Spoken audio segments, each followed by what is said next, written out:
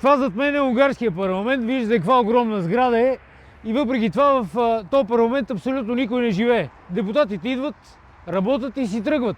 А има место тук да се нанесат заедно с всички техни роднини, вуйчовци, лели, братовчени и така нататък, но въпреки това тук никой не живее. Странна работа.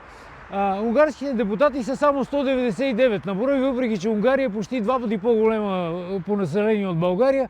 Унгарските депутати също така взимат и доста мизерни заплати, горе-долу с 30% по-ниски от депутатските заплати в България. Верно, и тук имат право на някакви добавки от комисии, обаче в колкото и комисии да участваш, се взима само заплатата от най-високата комисия, другите са ти безплатни. Нямат право на охрана, нямат право на личен транспорт, камо ли лимузини, там дават им някакви карти за гориво и с това приключва всичко. Абе, мизерна работа.